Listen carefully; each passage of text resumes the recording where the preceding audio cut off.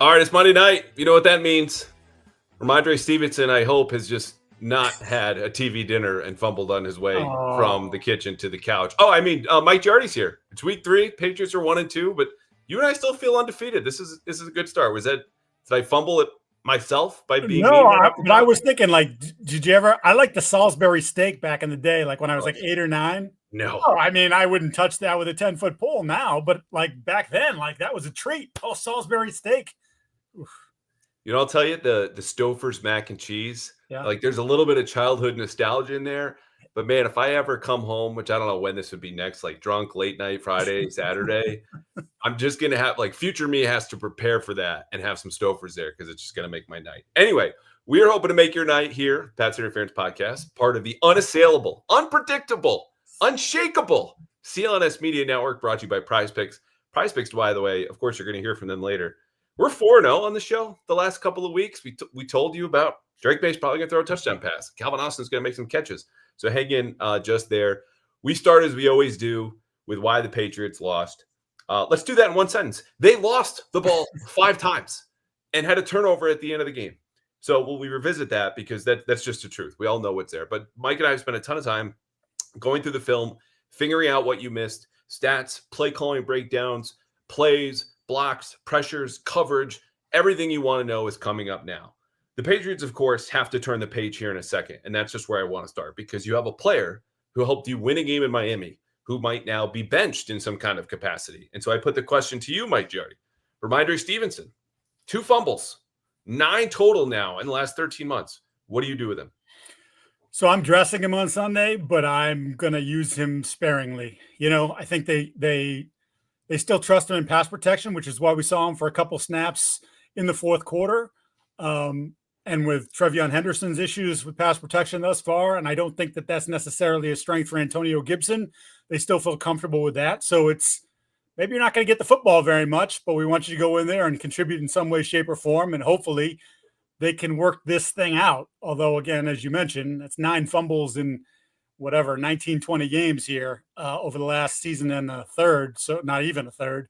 So I don't know. This might just be who he is. Yeah, it's really unfortunate. I mean, this is a guy who got into better shape, has had a couple of disappointing seasons here in 2022, literally carried the team until he broke down. And granted, that was an 8-9 football team, but you look at his touches, those are numbers straight out of like 1994, where it was all running backs all the time. There's a couple other personnel changes the Patriots made on Sunday, and they involve defense. Alex Austin, see ya. Christian Ellis, goodbye. I don't expect them to be back, mostly because Christian Gonzalez, fingers, toes crossed, will play football finally on Sunday. But Christian Ellis is another case. Is that all you're doing on defense? Are you making any other personnel changes? No, I think that's about it for me. You know, I don't think that Ellis is going to be completely staple to the bench. My guess is that you're going to see a rotation there. And obviously, they like what they've seen from Arte Mapu in the brief sample size we've given. So you're seeing him more on those third and obvious passing situations where he comes in alongside Spillane as the other linebacker, if you will. We saw Jack Gibbons, and Jack Gibbons is fine, smart guy, tends to be in the right place, a little bit limited athletically. They invested in Ellis. I don't think he's going away just yet. And to me, those are the 2 big moves defensively that you talked about. I do have one thought on offense, but I'll let you'll hit on this first.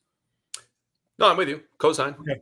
Just keep it to those 2. I mean, we saw what the defense did once Gibbons went in for Ellis. And Marte Mapu was subbing in already on third down. We saw that start to change at halftime of the Miami game. And he's not a game changer on third down. He's just better. So that's why he was there. And the defense stabilized. They changed some coverage calls, late second quarter, and this went into the fourth, which we'll get into later. But yeah, Alex Austin, look, I think he's better than he's shown the last 2 games. But it's just untenable. You cannot play defense with the player that's walking around with a kick me sign on his back for every quarterback, whether it's he's going to commit penalties or give up catches. So I'm with you there. The one in offense, let me take a guess. You talking about Pop Douglas? Yes. Okay. It pains me. Well, I shouldn't say it pains me. I thought about the idea of maybe a couple more weeks here with him. But then I started to go back and think about last year, and he's played a lot with Drake Maye. And I know you look at his numbers last year, 66 catches, and you're like, hey, that's not bad. You know, is he gonna take the 3rd year leap, in this offense? And Josh McDaniels likes to highlight the slot receiver. But the thing that I've always been reticent about with Pop Douglas, when other people were declaring him a number one, and when other people said like he could be the guy that fits that mold of Welker and Edelman and do that sort of thing, is that he's not a player that has great feel. And it's just not gotten any better. And there were so many times here through the first 3 weeks of the season where you go, did he do the right thing there? Should he have sat? Should he have kept going when he should have sat? Like when he did sit, there's a whole bunch of stuff there that makes you think Drake seems awfully comfortable throwing to Stephon Diggs, who just got here. We know he's comfortable throwing to Kayshon Boutte. He seems fairly comfortable throwing to Mac Hollins. And yet the guy that he's probably gotten as much reps with as anybody in Pop Douglas, they can't seem to get on the same page. So to me, I'm at the point where I don't know if you can fix this working on your own kid, doing stuff for the scout team, but I think your role has to be limited, if not completely eradicated from the offense in the next couple of weeks and see what happens. So Pop Douglas sees 5 targets yesterday. He catches 2 passes, 7 yards. We know he had 8 before that last catch because his last catch went backwards 1 yard. And look, I'm going to make a case to keep playing Pop Douglas here. Okay. In defense of Pop Douglas, which I don't think you're going to hear a whole lot this week, and you have not heard yet on this podcast. Okay. To start, though, we have to admit that was a bad decision on 4th down. I mean, Mike Vrabel said it about 5 different times. Granted, each time he was asked. Yesterday after the game, this morning on the radio, and then midday when he's doing his day after press conference. You cannot go backwards on 4th and 1. Yes, it was a bang-bang play. You have to knife through. You have to get whatever inches you need, and probably also run that route a little bit deeper, as Dan Orlovsky detailed on Twitter /X/ whatever you want to call it afterward. However, here were his other targets. Okay, Drake Maye missed him in the right flat for what should have been a massive gain in the second quarter on this very creative play action concept that misfield throws it at his feet. Nothing happens. Same drive. Maye overthrows him on a right to left deep cross that looks like an interception until it's overturned on replay. He was open. He just missed him. Maye then hits him on a 17-yard crosser brought back by an illegal man downfield penalty committed by Mike Onwenu, and then throws behind him, as we all saw on that same drive, the last drive, on the shallow cross, where I haven't heard it in the press box. Like, oh, Pop should have probably sat there. And I'm like, why? I don't understand. Like he's running a shallow cross. Maybe that was a teaching point. But Maye had pressure. He threw it a little behind him. And the fact that they're not in sync, no question it's a problem. And Pop contributes to that. But to me, when I look at the other targets, I go, I don't know how many, if any, were his fault. And so for a guy who brings his skill set to the table, that just nobody else has, and that's not their fault. Like the team was assembled by Elliott Wolf and Mike Vrabel, right? I need that guy who can get yards after the catch, a guy who's a little bit slippery, because your only other guy is Epton Chisholm, but he doesn't know how to play outside receiver yet, according to his own position coach who told us that this week. So I give him Carolina. The Carolina might be the last straw for a guy who's also only playing about 20 to 30 snaps anyway, because of all those reasons. You got to feed him, and he's got to have a better chance. I mean, it's not unfair, and that's why I said I sort of considered it in my head as I was thinking about this over the last 24 hours. Like, how would I approach this with him? Because he does have the elusiveness when he has the ball in his hands that none of their other receivers have. There's too many times where quarterback and receiver just aren't on the same page. And you start to look at those situations and say, like, well, the quarterback's not going anywhere. He's your quarterback. So can I find someone who can be trustworthy and reliable in that spot? And while I'm not overwhelmed by what I've seen from Stephon Diggs through 3 weeks, I think, quite frankly, he lacks explosiveness.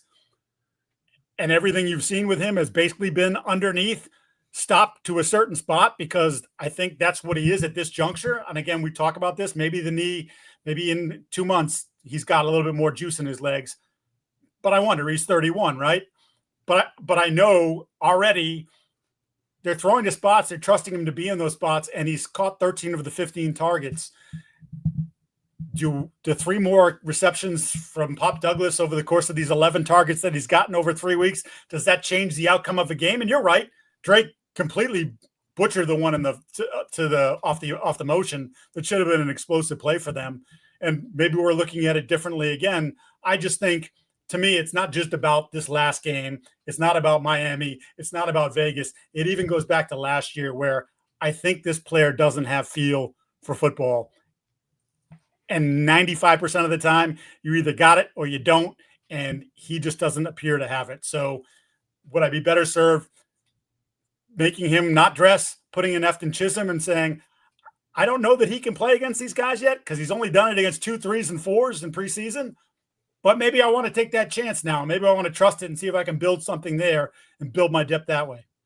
So we're going to get to a big dive into why they lost, what you missed in offense, what you missed in defense, their game plans on both sides of the ball, Drake Maye breakdown, studs, leftover thought, and the world famous segment, Okay, Let Me Have It, which we do. You and I take a stock, a little note of what the other guy said that we didn't really like, but we'll save it. We'll give it to you at the end. And then mailbag questions. As more people jump in, save your questions or drop in the chat right now. Amit will grab them. Our producer, our guy who is sick, literally from going to the club. We joke about it all the time. This time he's actually ill from being too close to people in a dark room with music played way too loud. Anyway, the reason I'm going to pause before getting into all that is because you mentioned feel for the game. You know who has feel for the game? Who? You and me, because I just have to score this win on the front end. When you are tuning in to our film breakdowns on Monday night, you will hear stuff like you heard last week when Mike and I are talking. Yeah, Steph Diggs, like when he's not getting the ball and he knows it, I'm questionable about the effort. There was this one play. He's in the slot. He's got a crossing route. His whole point in Miami in this play, it's in the first half, you can watch it, was to interfere with Rhamondre Stevenson defender. They knew they were getting man-to-man. And what happened was he didn't, and Stevenson got dropped in the left flat. And it was his yard gain. I'm like, just keep an eye on it. I know no one loves to hear this stuff, but it's something that could have changed that from a 0-yard gain into something bigger. Well, not only did Steph Diggs talk about that midweek, okay, better effort blocking, he, on the same concept, springs Rhamondre Stevenson for the longest play of the game. Forget just for the Patriots or just for, who did they play? The Steelers. 23 yards. Because he rubbed, whatever, got in the way of Stevenson's defender. Stevenson goes up the right sideline, 23 yards. That happened. That's the stuff we're telling you to keep an eye on that then will jump out to you, that everyone sees on this podcast. Okay, now that I've patted ourselves in the back, which is another thing that people don't like as much as hearing about, Steph Diggs, I'm not sure. Why did they lose? Beyond the 5 turnovers, what has your attention? I just thought there was some,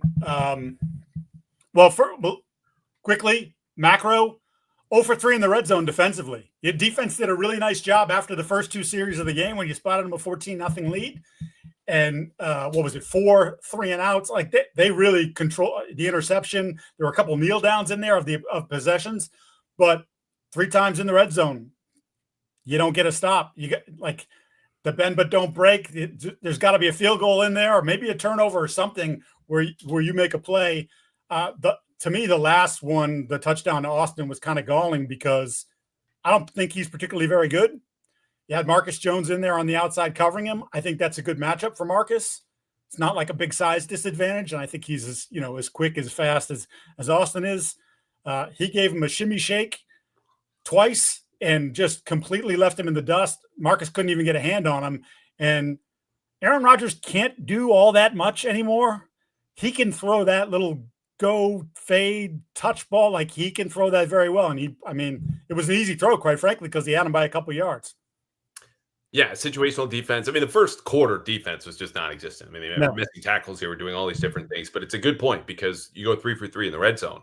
Forget the penalties, forget field position. You're probably going to win a lot of football games. I boil my answer down to the question I'm now asking and answering myself, to a quote from the great legal mind of Fletcher Reed. You might go, who is Fletcher Reed? But you will remember, was the main character of a movie called Liar, Liar. And Fletcher Reed, in one particular scene, walks into his office. He's tired. He's upset. And his secretary gets a call from a client who can't stop knocking over ATM machines. The secretary says, hey, he needs some legal advice. So Fletcher picks up the phone. And it says what I would tell the Patriots right now. Stop breaking the law, asshole. Like, come on.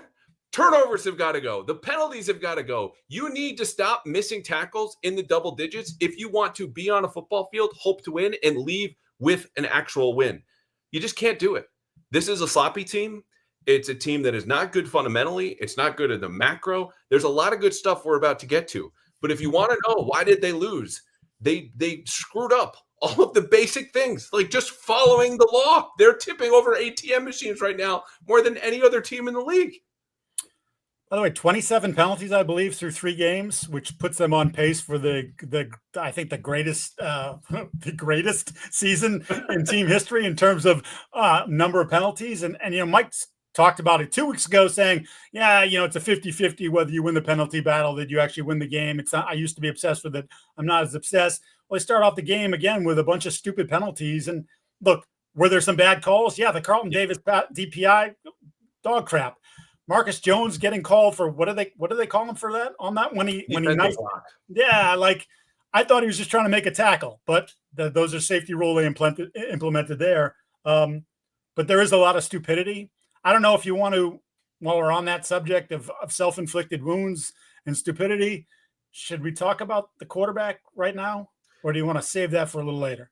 I'll save that for a little bit later because we do these 5 stats, which yes. I know Mike Vrabel has his own set of stats that kind of define winning and losing for him, but we got to hit on these now because if you want to know how a game went, you can tell who won based on these 5 things. Okay, turnovers. Patriots had 5, Steelers had 1.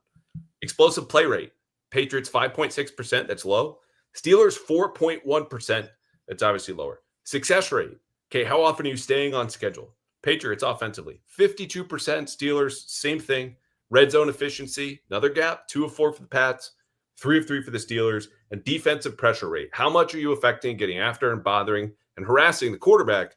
Patriots at 25%, according to the chart again I had, and the Steelers at 36.2. So you can see Steelers get a big edge in turnovers. It's about the same when you look at explosive play rate and success rate, but they finish drives better, and they got after Drake Maye, who had some of those mistakes. We did title this podcast, though, The Good That You Missed. And we spent a lot of time screaming, or I've spent a lot of time screaming about the bad. So I do want to start on Drake Maye. Give me some good, though, because Vrabel hit on it after the game. And I think he's totally right. Turnovers erase all of the good that you do. And when you watch most of that Drake Maye game, which doesn't dismiss or discount, we can hold the good things in one hand and the bad things in the other hand, okay? This does not have to be an either or. There's a lot in the good hand. What stood out to you on that side? After what, again, looked to be a little sluggish start where I sensed a little hesitation in the first couple series, he settled in and made a lot of good decisions, was accurate with the football, was decisive with the football. I love the movement, again, sort of the boot action, some of just the rollout stuff. Like, he's very comfortable doing that. And we talked about it last week. It's take some stuff off his plate when you do that because you're reducing the number of reads. You're either going high-low or you're flooding the zone, but it's like, just make a play here. You see it, throw it. If you don't, run. And he ran well. He ran athletically in the game, so that there were certainly big portions of that. I mean, he led 2 incredibly long drives, 17-play, 94-yard drive that, of course, ends with the interception in the end zone, but like 4th down conversions, like just heady stuff that you're like, that's what I want to see from my young quarterback. It's just, as we mentioned, there's other parts of it that tend to erode all the confidence that he built up with some of the plays that he didn't make or plays that he turned the ball over. So how about this? This is something that people probably missed. Drake shredded the blitz. He was 11 of 14, 95 yards, had a touchdown against it. Okay. You mentioned seeing coverage. I don't think he was fooled once. He might have had a different view of whether or not he could get a throw in or misplaced, the arc in a particular throw, as we saw in the pick. But the Steelers did not fool him. And they played a lot of cover 1. They played a lot of cover 3. They'd spin into some, I'm not going to say 3 buzz, by the way, about a billion times. Come on. That's that for later. So Tampa 2, okay. He found the holes in the zone. He threw, as you said, accurately, an accurate throw percentage of 83%. So 5 out of every 6 throws, boom, right on the money. And for me, for a guy who's spreading the ball around, but sticks to the game plan, which, to be clear, started off like we saw in Miami, right? Like, there's a lot of outside zone. There's the bootleg concepts. And then McDaniel goes, well, I can't trust my running backs to pass protect or hold on to the ball. So we got to go quick game, right? We have these long developing play action passes. We got to do something new. So it's a wholly different attack. And Maye thrived. It was in the gun. It was getting out of his hands quickly. Yeah, there were sacks, the interception, but like, the fact he could vacillate between those 2 different styles and have similar success while maintaining discipline for a while, not always, is really encouraging. It's like, this is the part of growing pains where you go, okay, the kid climbed up a couple steps on the stairs and then smacked his face on the 5th. But as long as you keep going up, that's progress. That's what we've seen, even if he was not climbing as high as he did in Miami. The counter argument to all that you just presented there was, okay, but when are you going to make the plays happen when it matters the most. And we have whatever it's been now, 14, 15 starts of his, where with the exception of the Tennessee game, leading the comeback to tie the game up with 0 seconds left. But then, oh, by the way, throwing the interception in overtime, he hasn't had that moment, and he's had opportunities for that moment. And I think maybe that's the talk radio thing or whatever, but like I think the confidence that the entire team, the entire organization would get from him delivering in a late game situation like that is something that when we talk about this team still learning how to win and like learning how to trust each other, like if they look at Drake and go, no, he's got it. I just do my thing. He's got it. And I don't think they're there yet. He shows you those signs and he's taking those steps up the stairs. But thus far, all too often, he has bloodied his lip. And on many occasions, then he's taken a step back before he starts climbing again. So I've talked a lot on this show about his, you call them YOLO tendencies, the wild stallion tendencies. I know how athletic I am. I know how good my arm is. I know that the environment around me is not conducive to just pew pew, play on time, do as I'm told, and that'll be good enough because you're not getting protection or Jamario Douglas doesn't run the proper route, whatever it might be. I need to do more. Okay, Vrabel said this after the game. He needs to know he can't win everything all in one play. And I think, again, for the most part, he tamed a lot of those tendencies. But you saw on his last 2 sacks that come to fruition, right? The strip sack where he's got nobody open. Might have had Hunter Henry left seam, okay? Decided not to throw it. Yep. That's got to go into the stands or on the ground with you, tucking it to yourself. Then the last sack, 1st and 10, that last drive, sets him back 3 yards. He had a check down to the right. Literally cocked his arm. Like, I'm going to throw this. Trayvon Henderson is wide open. Pulls it down instead. The thing that interests me, and I got a theory now developing about this. Oh, I like this. Is each of those sacks where he passed up a safe decision for a riskier one came right after he had a successful scramble for a 1st down. So the reward of taking the risk for the extending play is fresh in his mind. It's the whole experience. And then the next snap, when he's tempted to do so again, though in less conducive circumstances, he takes that same risk without the same reward. And to me, his ability or the way that he learns to find that balance, now is the time to go. When I'm on a rollout, nobody's there, but I'm already on the move. I got time and space. That's the time to extend a play or create. Not when things are closing in around me. But clearly, and I get the confidence. The guy's 23 and immensely talented and has done this now for 2.5 years behind bad offensive lines. He's got to put on the cape, come out the booth, and fly if the team wants to go down and score a touchdown. But you understand you do that often enough, you can get shot down and sometimes shoot yourself down. And the timing of that late in the game, when it was clear that he had to do a little bit more. And look, I couldn't do this. Like, this is all under pressure. You have to figure out when and where to go and when not to. Right after those scrambles is something that I'm watching now because the timing, I don't think was an accident.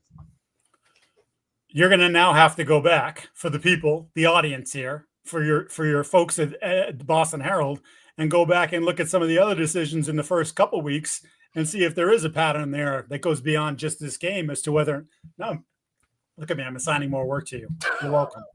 Because you don't have enough to do, so you should do a little bit more. But it is an interesting theory. The counter argument would be all of the scrambles in the first half did not follow, or excuse me, the sacks in the first half did not follow scrambles. Like he was throwing on time or handing it off. Like those weren't there. But in the fourth quarter, game's on your shoulders. You're going down. You can't really run the ball. You haven't run the ball all game, which was another problem. Like that to me, I think he wants to do it again. He's done it once. It's not there. I'll show you. You know? Well, I mean, and we were texting back and forth. The fumble, the strip sack, where it's pretty much immediate that there's pressure, and he does the right thing initially, right? The ball comes in here. He's got the ball in his body. He's trying to navigate the pocket and not get the ball knocked away. And then for some inexplicable reason, which I believe he called stupid in the postgame, when you asked the question about what happened there, he decided he wanted to flip the ball to Trevion Henderson. Now, when you go back and look at the tape, he's kind of going this way. Henderson's come this way. I don't know how in the hell he thinks that he's going to get the ball there. Like, if he flips it like we've seen some of these quarterbacks do, the backhanded flip, that's not getting there. If he tries to do it this way, his body's pulling him this way. And again, the defender is still right there. Like, I don't know how it's going to get there. So it was just one of those moments where, whether you want to call it hero ball, YOLO, whatever, I'm invincible because I'm 23 trying to make a play there. Dude, you had the right thought. You put the ball away, and then to take it out, leads to a just an awful play, quite frankly, a play that can't happen. I'll tell you too, I think part of this, at least early on, the first sack that he took, he had so locked in on Hunter Henry. And we're going to get into this in a second because their whole game plan was just pick on the Steelers linebackers until they break. Just immense pressure with play action and misdirection and more motion. It's just everything on Hunter Henry with 11 targets. The next closest Patriot had 4. Okay. So he's staring down Henry as a way to abide by the exact plan that Josh McDaniels had laid out, didn't move off, has to take a 0-yard sack. So some of these mistakes are not all, again, wild stallion running out, 23, young, invincible, I'll show you. And sometimes you just have to learn the hard way and get that knocked out of you because it wasn't going to happen last year when that was their whole offense, right? Like his scrambling boosted his EPA way higher than it would have been had he not been a scrambling quarterback. And there's a bigger discussion about like he grew up watching Rodgers, who made all these throws and, side arm angles and off platform and outside of structure. And you go further back, like Rodgers created some of that, but he watched Brady and Manning. There's a bigger conversation. Since I mentioned the game plan, I like this from Josh. It just didn't work because they couldn't run the ball as much, right? Am I? No, you're 100%. So to me, coming into it, I was like, they've got to attack these linebackers because they don't have a downhill thumper. They are pass game players largely. Peyton Wilson, Patrick Queen. They play well in space. They're not thumpers. They don't come forward, but they're also slow processors. Yes. Nate Tice said this last week. He declared that they were dumb and then immediately regretted it. And then I used the same term later in the pod just to make it feel better. But then we all felt bad. So yes, they're slow. Yes. So yes, not that these guys aren't smart people, but in terms of football and processing, it just doesn't happen for them like that. So when you do all that, you get the play action, you mess with them formationally, you hit them from different angles. Their head's spinning. They're having a hard time with just your basic stuff. Never mind when you start to give them the advanced stuff. And to your point, I mean, they still controlled the damn game. They still almost 2-1 them in total yardage, right? So they did a lot of good things offensively that the turnovers and just, the inability to kind of control the ball that way. And I will say the run blocking it wasn't quite week 1 bad because week 1 was pretty horrific, but it was good. And if you want to take a little off Drake, put a little less pressure on him, you got to be able to run the football somewhat effectively. And they couldn't really do it in the game. Yeah, there's no question that all that success in Miami, 33 points, 27 in offense, came from a team that could run and throw at the same time. And the Dolphins, sure, have a bad defense. But like when Drake doesn't have to do everything, he doesn't feel like he has to do everything and then makes those plays late in the game, which is not to absolve him of that. He cannot continue to turn the ball over and develop into the quarterback I think he'll be, or the Patriots need him to be. He's got to cut it out, period, end of story. The thing is, when they're basing this plan on these rolled out bootlegs, which start with an outside zone fake, but all your actual outside zone runs are going for like 2 yards a carry, you can't run those plays as much because then it's just a giveaway over time. Oh, it's just another boot. This is a fake run action. The one thing that did work in critical situations, but not overall, because this is another part of the plan, all right? You're getting bootleg, play action. Their play action rate was 30%. This is the highest this season. Feed the tight ends, all that different stuff. Was they wanted to do what the Seahawks did last week and the Jets did the week before, which was run the hell away from TJ Watt because the Steelers splits on runs that they faced going to the left. So the offense is left. TJ Watt is always aligned to the offense's right. Okay, so this is going away from Watt. The Steelers allowed in the first 2 weeks 6 yards a carry. At Watt was 2.5. So the Patriots go, well, of course, we're going to try a little bit of that, but we don't want to be too obvious. So they run at Watt, and then they go in the middle. And then the big key to this was you go strong to the formation to the right. So we'll put tight ends over at Watt. So not only is it just your best player, you got to put more players over there, and we'll just run behind just our left guard and left tackle on the left side, and we'll go far. Patriots tried that 16 times. 5 times for 16 yards in the first half. They converted on 4th down. But otherwise, when you're not running with your base stuff to support the play action game, and then you're not running to the left, which 10 yards were on the speed option to Stevenson. I know I'm going long here. So your 4 other runs that account for 6 yards, like that's another thing kind of take it away from you and put more on Drake's plate. Yeah, and by the way, the Stevenson 10-yard run was Stevenson. Yes. Like, he was dead Yeah. to rights in the backfield. That would have been a disaster because that was from your own 15-yard line. And I think it was Herbig. You know, we hit him with a little cutback, and Herbig slipped and fell down. And, 10 yards later, you're like, oh, whoa, like, that's bold. And it worked out in that instance. It's funny. And I was texting you at various points during the afternoon. There was the one series, I think it was, I should have wrote this down. I think it was their scoring drive to tie it at 14, where I had like 5 different runs went to hell from 5 different guys. It was, hey, Mac Hollins, you're asking him to dig out a linebacker, doesn't do it. The next one, it's Mike and who whiffs on a block. Then the next one, it's leakage off the backside guard. And it was like literally play after play after play. You can't just say, hey, so-and-so's just not playing good enough. It was errors, physical or mental, by the entire group at times during the course of the game. So you can't even pinpoint it on one spot and say, like, that guy helped, get us to where we were on the wrong end of the score here. It was just a general, one play was your mistake, the next play was mine, and they've got to gain more consistency. And you'd hope, based on last week, that would roll into this week. Now, this was obviously a better front of down linemen than they faced. Not that Miami's are garbage, but this is a better front. And Cam Hayward Cam Hayward got a $3 million raise in incentives. They should just write him out that check right now, because he did $3 million worth of work on that Patriots offensive line. Does he make the Hall of Fame? It's a great question, right? Because does he have? I don't think he has a Super Bowl ring. I think their last ring came before he got there. It was Tomlin's first or second year. Yeah. Yeah. So it's going to be close. He doesn't, like, you could make the argument like Richard Seymour gets in, but he basically got in because of the numbers that he got in Vegas when they let him rush the passer, but also then he brought the cachet of the rings that he had with the Patriots before he went over to Vegas, and Hayward's not going to have that. So, I know Pittsburgh has some good influence on these sorts of things when it comes time to it, but he's not a first ballot guy, and that might take a little while if he gets in at all. Well, let's hit the offensive line while we're on them right now, because he gave, predictably, Jared Wilson fits. And Jared Wilson gave up 3 hurries, and Will Campbell gave up 4 pressures, 2 quarterback hits, 2 hurries. You go down the line, Morgan Moses gave up a sack to TJ Watt and a QB hit. You probably could have put that down before the game and just kind of like bake that into your expectations. TJ Watt is going to get his against 34-year-old Morgan Moses, even though the Patriots had chips and they booted and they motioned and all this different stuff. Drake Maye ran into 1 sack, and the streak is over. RIP for all the Garrett Bradbury stands out there. We need a nickname for the group that does not exist. But anyway, he had 1 hurry, and it was on the misfire to pop on the last drive, 2nd and 12, 2nd and 13, and just throws it at his feet because Drake had someone at his feet. Mike Owen, who gave up 1 hurry, had the penalty.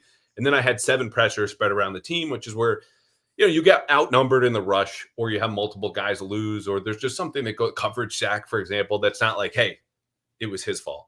So when they're scoring up those runs, and to your point, it was I have my lovely little game log here, charting every single play during the game.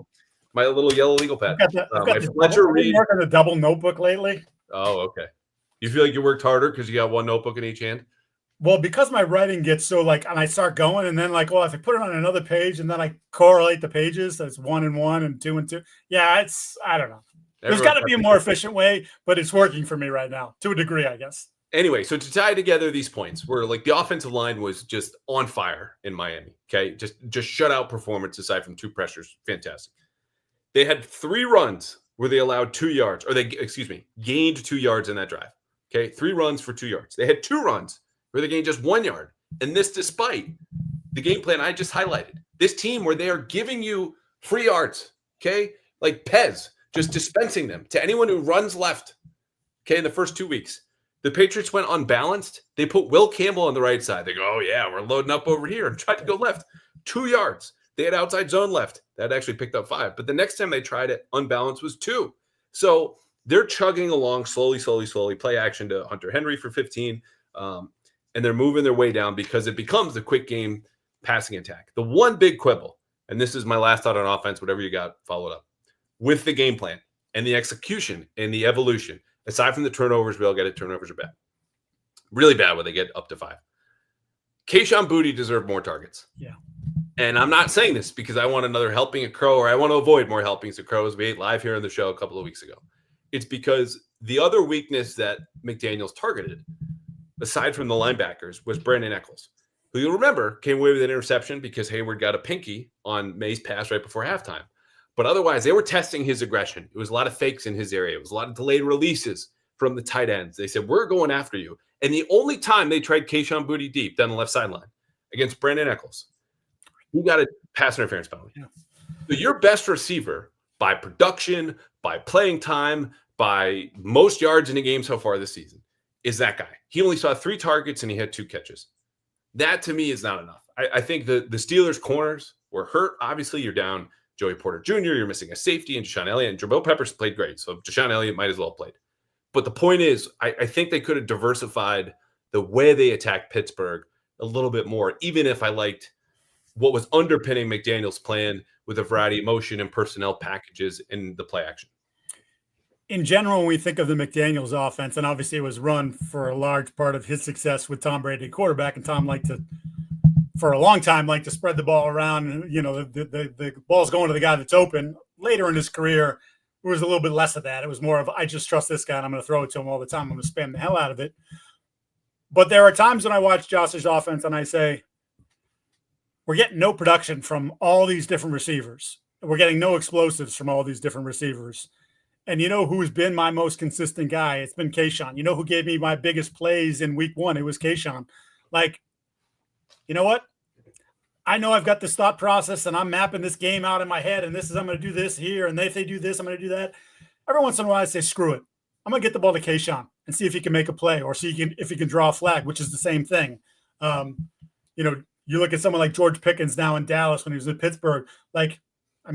Forget about all the nonsense that comes with him, but he, in the last 2 or 3 years, leads the league in defensive pass interferences drawn. So he doesn't get credit for the 250 yards he gets in DPIs every year, but that's a number that belongs to him.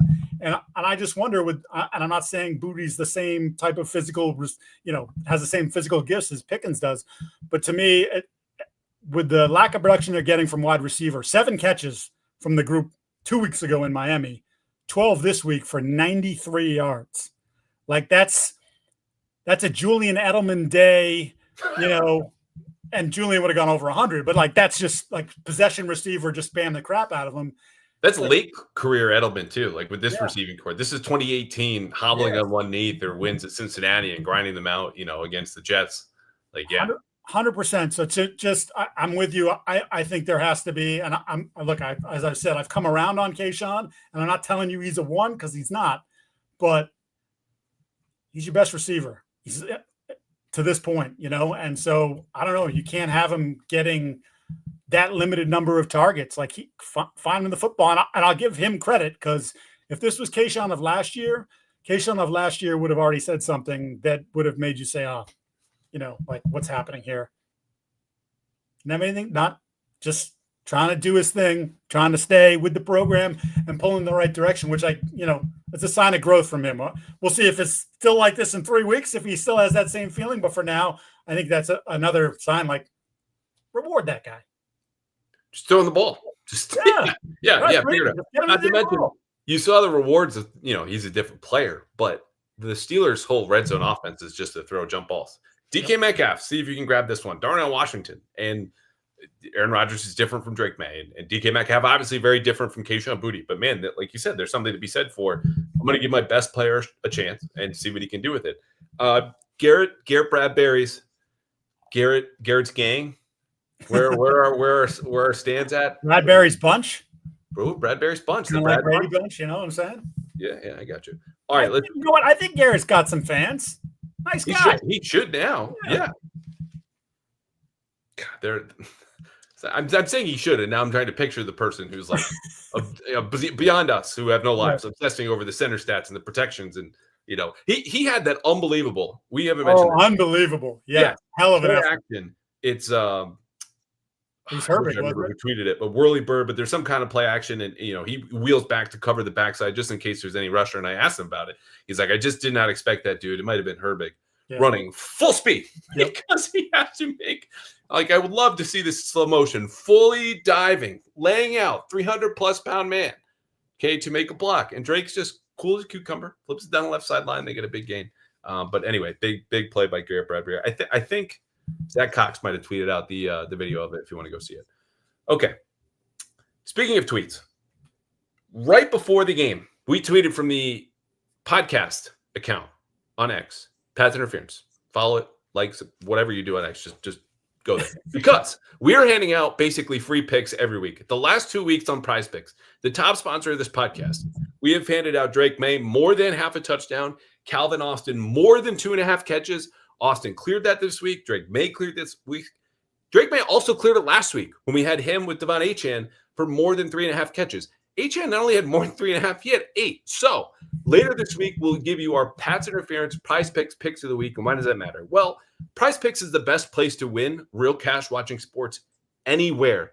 Okay, it's very simple. It's just players and stats. And you pick the ones that you like, you forget the ones that you don't. The ones that you like, you put them in a lineup, and then you go more than or less than. So, for example, Drake Maye, is he going to throw 1 touchdown pass? Yes, I think so. I tell you on this podcast, and we've been very right the last 3 weeks. So he gets put in your lineup. You go more than half a touchdown pass. Pick another player from another team.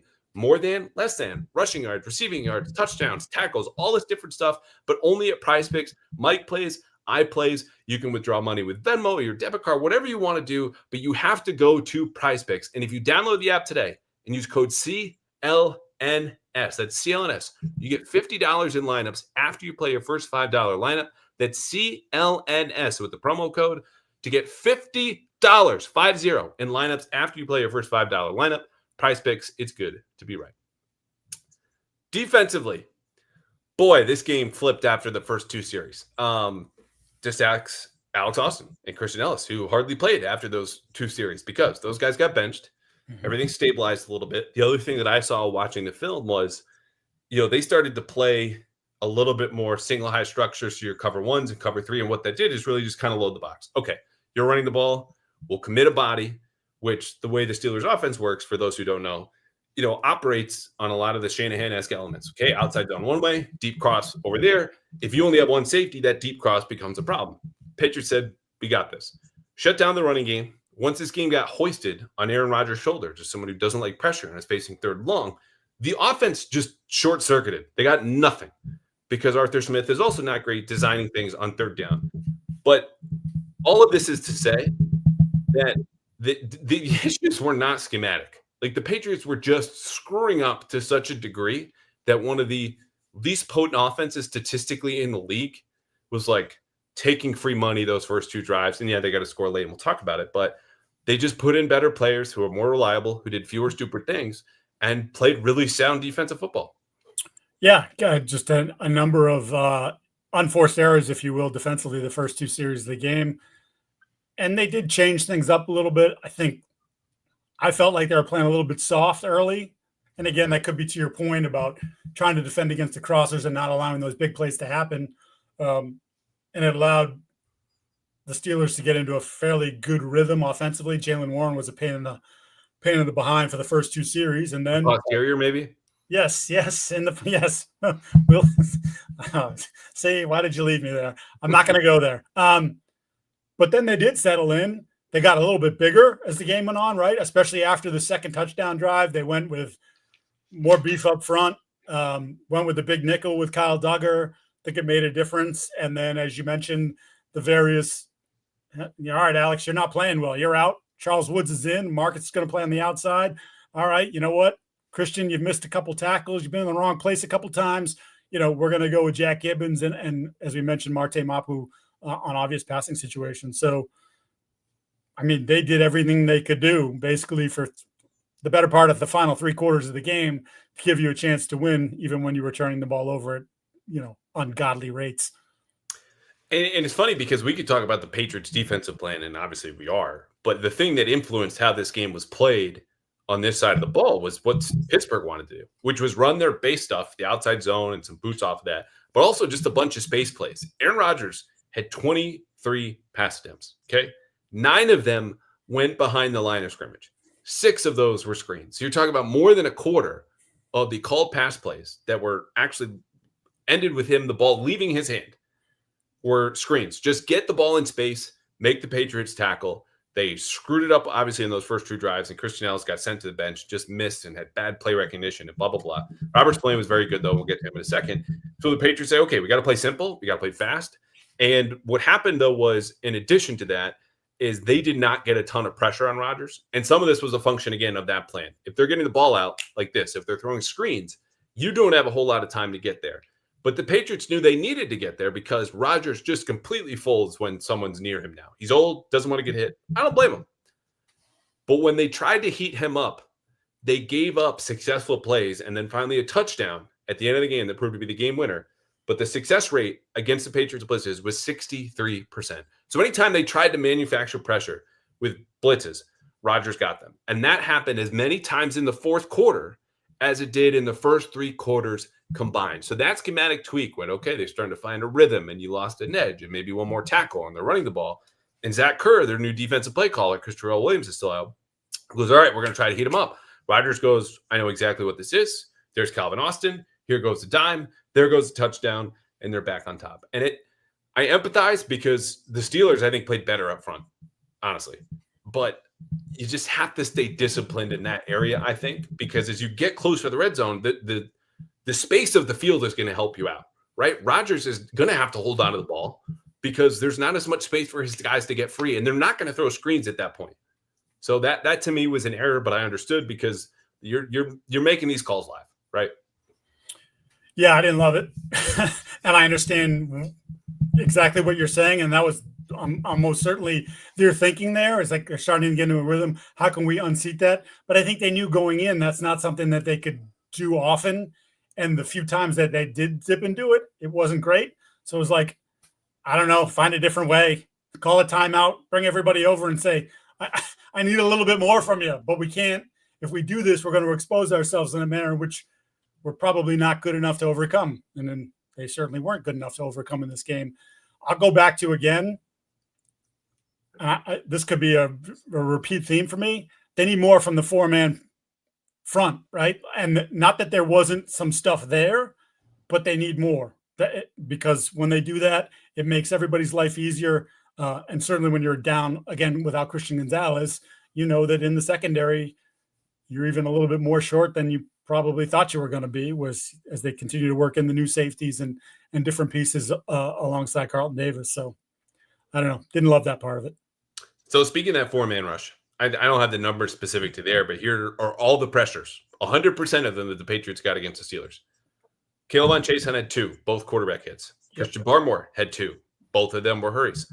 Harold Landry had a quarterback hit. Robert Spillane had a hurry, and you can give one to Kairos Tonga, who played well, but otherwise nobody else had nothing. And notably, absent from that list is Milton Williams, whose only pressure was a strip sack, except it was negated by an Alex Austin penalty. And Alex Austin committing those third down penalties literally kept the Steelers alive to go score touchdowns on those first 2 drives. So you're right. And when you back it up a little bit to the second level, mention all these missed tackles, Patriots had 12. Christian Ellis was the only guy with 2. So they benched him. Otherwise, you got one from Carlton Davis and Craig Woodson and Kyle Duggar and Tonga and Gibbons and blah, blah, blah. It's not an individual problem with the pass rush or the tackling. You just need a little bit more from everybody else. The cool part was, though, having talked to Chason after the game, you mentioned like they shut down the running game and had a couple breakdowns and that opened things up on the last Steelers drive. They got a hold of one of the Steelers line calls.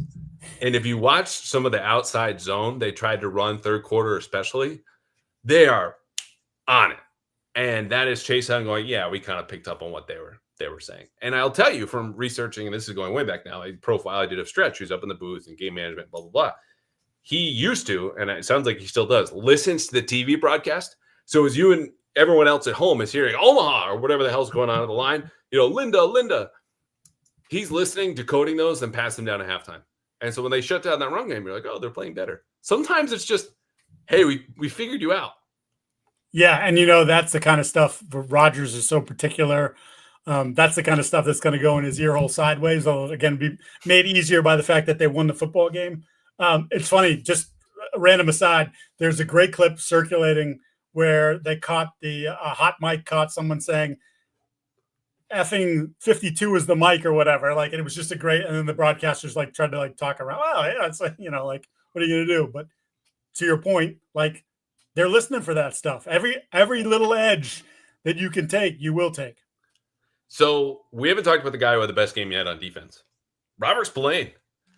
Welcome back. And not a minute too soon, especially when your running mate, Christian Ellis, again, could probably go to Cancun next weekend. The Patriots defense wouldn't miss him for a little bit, and he's athletic, and he works hard, and he's a great guy, but the play has just not been there. Splendid 15 tackles, and he had that pick at the start of the third quarter where you're starting to feel like, all right, this might be the tide turning, blah, blah, blah. And it was just such a great play, and I tweeted this out if you want to look at the clip, or on Blue Sky too. It's 3rd and 10, and in the first half, with one of those blitzes that they got burned on, Patriots run this fire zone, and Rodgers hits them with a seam pass that goes right around, speaking of ear holes, Marte Mapu. Yep. And they go for 21 yards to Jonnu Smith. It's the Steelers' longest play of the game. So the start of the third quarter, it's 3rd and 10 again. And Rhamondre Stevenson makes a call that he gets from the sideline. It's cover 3 is what they're going to play. And they disguise it a little bit. But cover 3 was not that hard to decipher for Aaron Rodgers because he's Aaron Rodgers. And he goes, I want to go up the seam again because that single high coverage leaves the seams open. So Rhamondre Stevenson goes, I know he hit the left seam earlier on 3rd and 10. It was a different coverage, but the same weakness. And I know there's a guy in the slot who's ready to do that.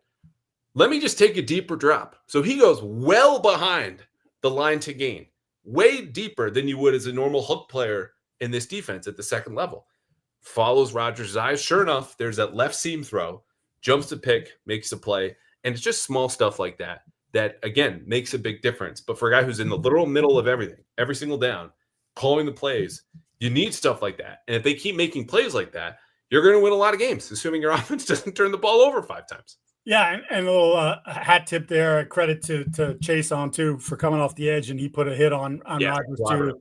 Hurried Rodgers up a little bit, almost as if he was throwing to a spot and not necessarily looking at that spot there. And Spillane did a great job getting deep down the field, as you detailed, and it's a good tweet for those that want to see some of that stuff.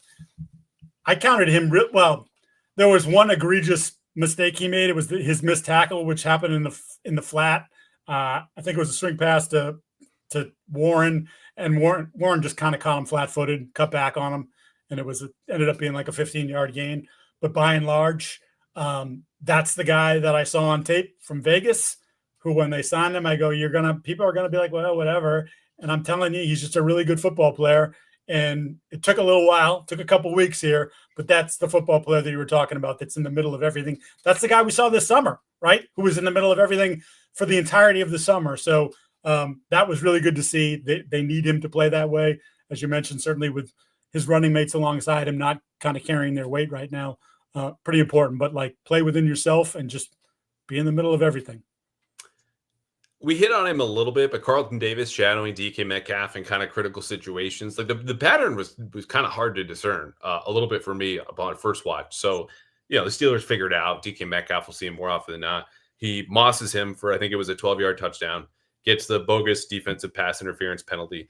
Metcalf also tipped off the Steelers' grand plan at the first couple of drives because they're throwing screens to him, lumbering 6'4", 230-pound, whatever, just muscle moving around, who had one of the worst 3-cone dines of the combine when he came out. They're asking him to be shifty and make a play in space because they think the Patriots tackling sucks that much. Anyway, I thought Carlton Davis did a fine job, and a lot of this is you have to win right at the either at the release, and if you're not winning at the release, you got to win in the stem of the route, like bump him off, slow things down, because we heard last week he plays smaller, Metcalf does, than his listed size. What did you make of Davis, knowing obviously things would have been different had Gonzalez been around? I mean, that's the second straight week where they've had a hard time going his side. And look, I don't really fault him on the touchdown. Metcalf's going to get you from time to time. That's what he gets paid to do, and that's what he did there. But he does like being physical. He does like being in guys' faces, and he plays with a little bit of edge that way. And I like that. Again, when you talked about how they built this defense in the offseason, when they signed him and you had, we're going to have Gonzalez on the other side, and then you add Milton Williams next to Christian Barmore, you're like, we're going to come at you from the inside, and we're going to have these two guys on the outside playing cat coverage, and we're going to be in pretty good shape that way. And I mean, that's that plan, because it's still there for them. There's still 13, 14 more games, whatever that, 14 more games to do that. But Yeah, I look, he comes as advertised, basically. Like that's who he's been. He's just got to stay healthy. That's the other part of who he's been. Yeah, which is not going to happen. And it's not a huge. He was limping around post game last night, and I saw a little limp today. I mean, not that I don't think he's going to play or anything, but like that's just it's always got something. Yeah, he misses 4 or 5 games a year. That's just what it is.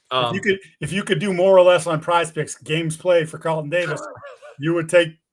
If it was set at 13, you'd take less. Less than, yeah.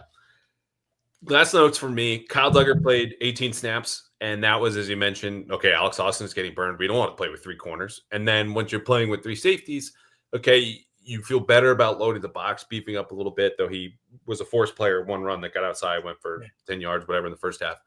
The issue more is you can't play man coverage because you're then tipping off.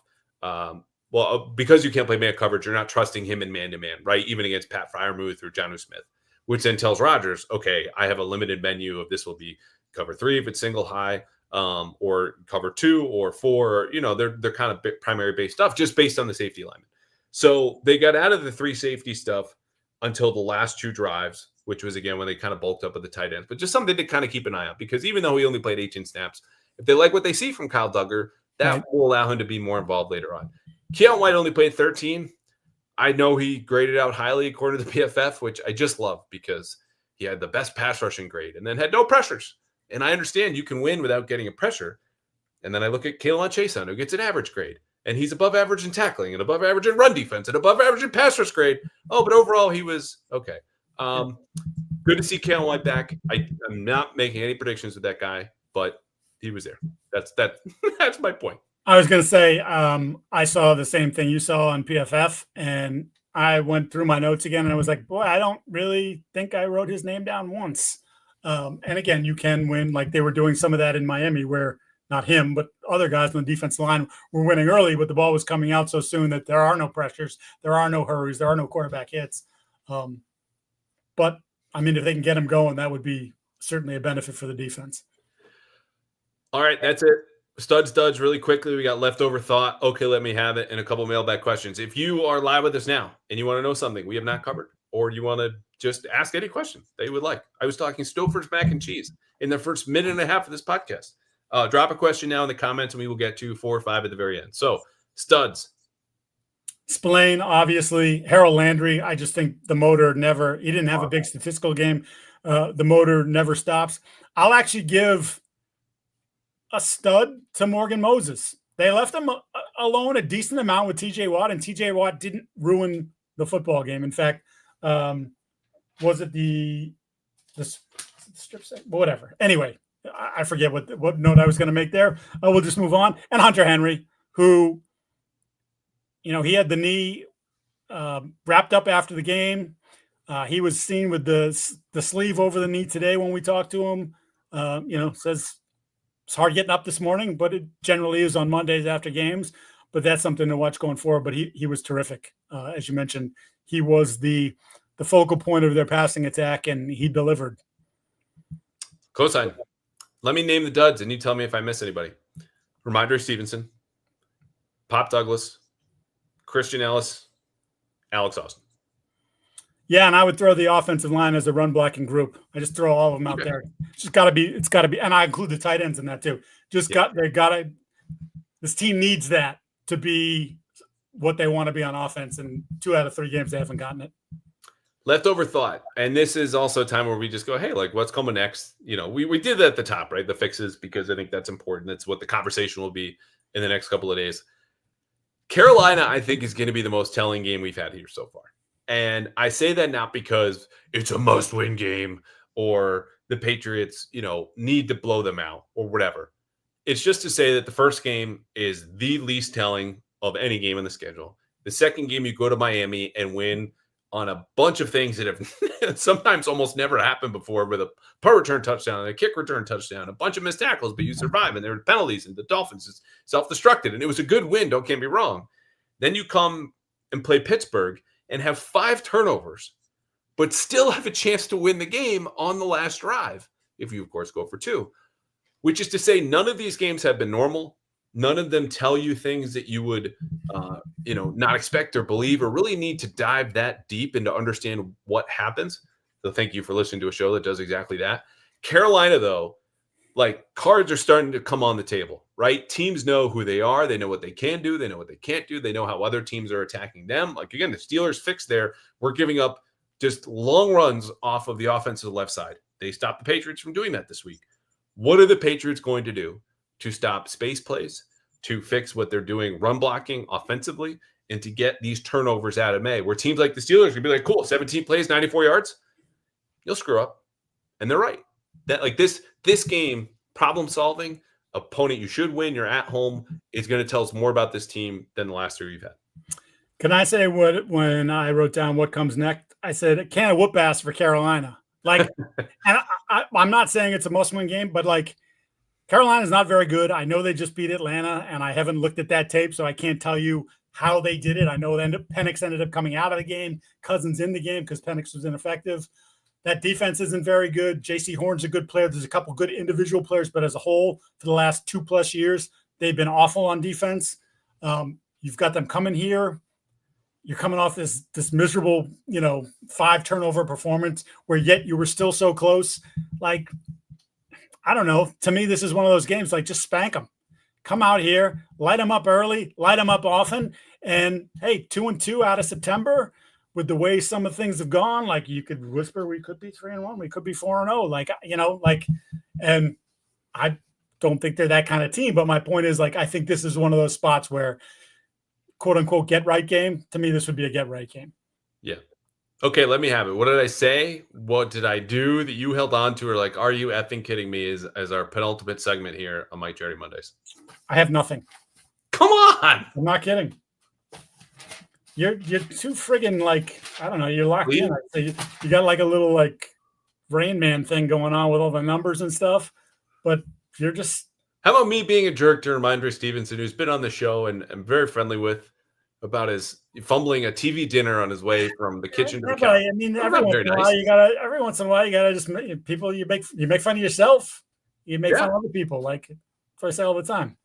I make fun of everybody, myself first and foremost. Go ahead, hit me. Yeah. I'm gonna let you have it. Okay. You have 2 notebooks and have correlating pages. Like, you need to go back and forth to understand what one means and the other. Like, they're having a conversation in a language that only you understand. Get a big notebook, even if they're big. This is a big notebook.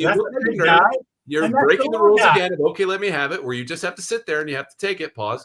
Okay.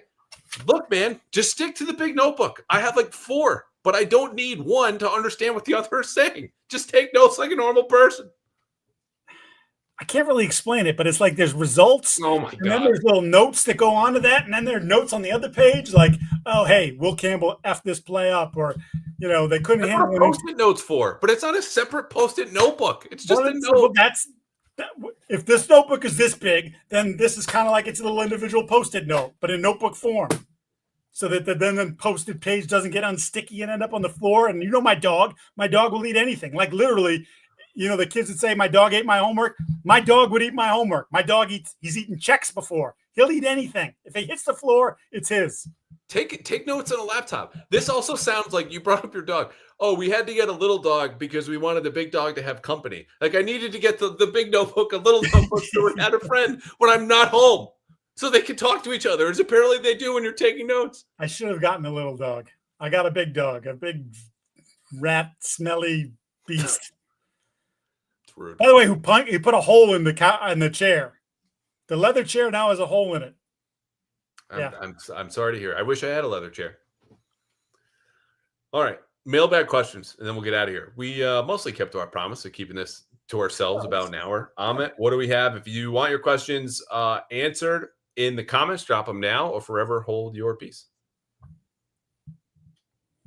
Michael, do we need to get Rhamondre some Bullfrog sunscreen? Help me here. The grippage? Oh, grip. That's good. Well, crossover, a little baseball. Yeah. By the way, we did not talk about game time, but I'm going to the Red Sox game Friday. Back to the Red Sox, back to Fenway. So long as I live close enough to the park and get tickets at game time. All right, Mike Larry, whatever happened to training camp legend Caleb Chase? Whatever happened, Mike? Well, first of all, thank you, because we all know that I've been riding Kilowatt You Chase. have been. Pause. Have been calling him my guy, and he's produced 2 quarterback hits, a run stuff. He was their best defensive player after Robert Spillane. I would take Landry over him in that case, but he does have more. He had more stats than Landry did. Okay, yeah, that's fair. He's been I get exhausted watching Harold Landry. I'm just sitting here in the same chair, standing, stretching my legs for 12 hours on a Monday, watching film and writing, and I'm tired. Like, he's listed at 250. Mean, he's like 235, and he doesn't. No, Landry. Oh, I mean, that's my guesstimate. That dude is built, but he just doesn't stop. I mean, you're going up against 320-pound dudes at tackle, and it's like, they're giving as good as he gets, and he just keeps getting up and keeps coming after him and get by him, and yeah, he makes a lot happen. Yeah. All right, Amit, do we have much left here? Amit might have OD'd on the cough medicine at this point. Was that at the club or right now? Wolfenstein, why has Diggs been so mid? Do you want to jump in front of this slow-moving train with all Patriots Nation watching? I've said he's not very explosive right now. 2 weeks ago, last week when we talked to him on Wednesday, he said, I'm doing what they're asking me to do. And I think what they see him being able to do at this point is run the short to intermediate stuff, and we're not really going to push it down the field. There was one play, and he hit Henry. It was a third down play, hit Henry for like 9 or 10 yards for a first down, where had he held the ball for a beat longer, Diggs might have been open in the post, and that might have been the first time that I could say like he was open downfield, where I think you could have maybe thrown him the football. But through 3 weeks, that would be the only instance in my head where I can think of that. So some of it's what they're asking him to do, but I think some of it just is who he is right now.